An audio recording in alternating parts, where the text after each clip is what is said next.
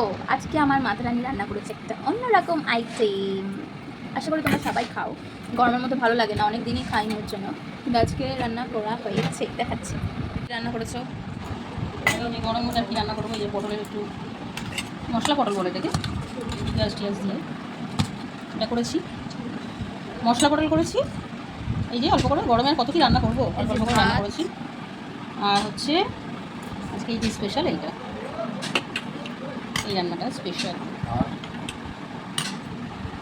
দেখে নাও বন্ধুরা, এর মধ্যে যে গিলে রয়েছে, অনেকেই হয়তো খায় না, নাক ছিটকাবে, কিন্তু আমার ভীষণ পছন্দের আর আমরা সবাই খাই। অত নকশামো করতে পারি না। যাই হোক, তোমরা কে কে খাও? সবাই খায়, এখন কে খায় না বলতো, সবাই খায়। কে কে খাও কমেন্ট করে অবশ্যই জানাবে। মাংসটা দেখতে কেমন হয়েছে?